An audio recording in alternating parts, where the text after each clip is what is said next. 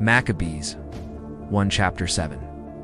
In the 151st year, Demetrius, the son of Seleucus, departed from the city of Rome, and he went up with a few men to a maritime city, and he reigned there. And it happened that, as he entered into the house of the kingdom of his fathers, the army captured Antiochus and Lysias to bring them to him. And the matter became known to him, and he said, "Do not show me their face." And so the army killed them. And Demetrius sat upon the throne of his kingdom. And there came to him iniquitous and impious men from Israel. Alcimus was their leader, who wanted to be made a priest. And they accused the people to the king, saying, "Judas and his brothers have destroyed all your friends, and he has scattered us from our land. Now, therefore, send a man whom you trust, and let him go and see all the destruction he has done to us and to the regions of the king, and let him punish all his friends and their helpers." And so the king chose from among his friends Bacchides, who ruled across the great river in the kingdom, and who was faithful to the king.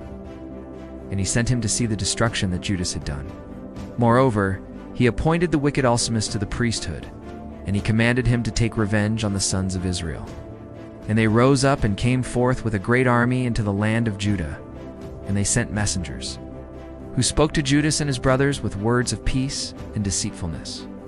But they did not heed their words, for they saw that they arrived with a great army.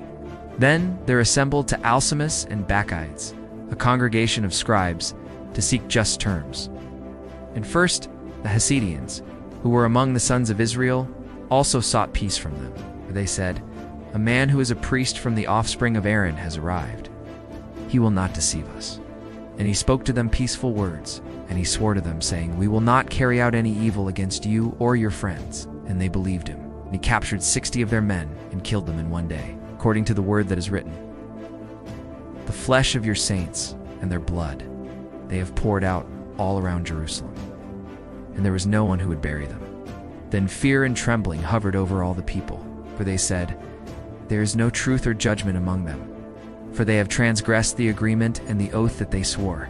And Bacchides moved the camp from Jerusalem, and he took up a position at Bethzaith. He sent and captured many of those who had fled from him, and some of the people he killed in sacrifice, and he threw them into a great pit. Then he committed the country to Alcimus, and he left behind troops with him to assist him. And so Bacchides went away to the king. And Alcimus did what he pleased by means of his leadership of the priesthood, and all those who disturbed the people assembled before him.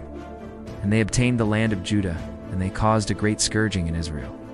And Judas saw all the evils that Alcimus and those who were with him did to the sons of Israel, even more than the Gentiles did. And he went out into all the parts surrounding Judea, and he took vengeance on the men who had rebelled. And they ceased to go forth into the region any longer. But Alcimus saw that Judas and those who were with him prevailed, and he knew that he was not able to withstand them. And so he returned to the king, and he accused them of many crimes. And the king sent Nicanor, one of his principal noblemen, who was a cultivator of hostility against Israel, and he commanded him to overthrow the people. And Nicanor came to Jerusalem with a great army, and he sent to Judas and his brothers words of peace with deceitfulness, saying, "Let there be no fighting between me and you. I will come with a few men to see your faces with peace."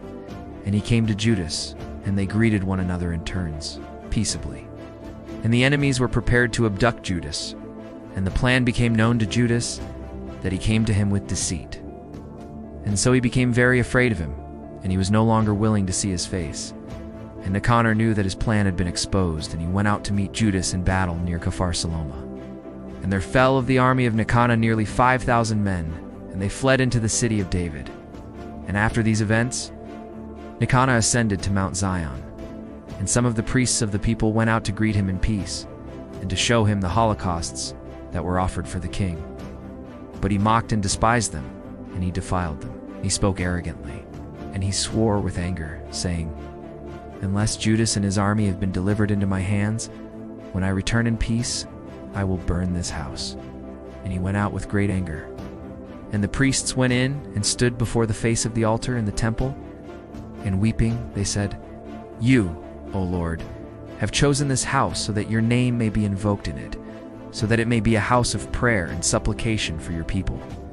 Accomplish vindication with this man and his army, and let them fall by the sword." remember their blasphemies and do not allow them to continue." Then Nicanor departed from Jerusalem, and he positioned his camp near Beth-horon, and an army of Syria met him there. And Judas took a position in Edessa with 3,000 men. And Judas prayed, and he said, "O Lord, when those who were sent by King Sennacherib blasphemed against you, an angel went out and struck 185,000 of them. Just so, crush this army in our sight today, and so let the others know that he has spoken evil against your sanctuary, and judge him according to his wickedness."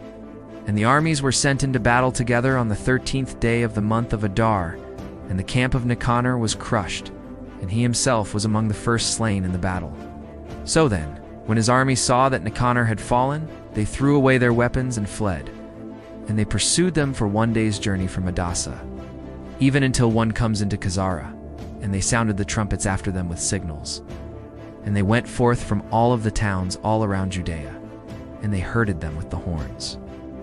And they turned back again to them, and they were all felled with the sword, and there was not so much as one of them left behind. And they took their spoils like a prey, and they cut off the head of Nicanor in his right hand, which he had extended arrogantly. They brought it and hung it up opposite Jerusalem. And the people rejoiced exceedingly, and they spent that day in great joy. And he established that this day should be kept every year, on the 13th day of the month of Adar. And the land of Judah was quieted for a brief time,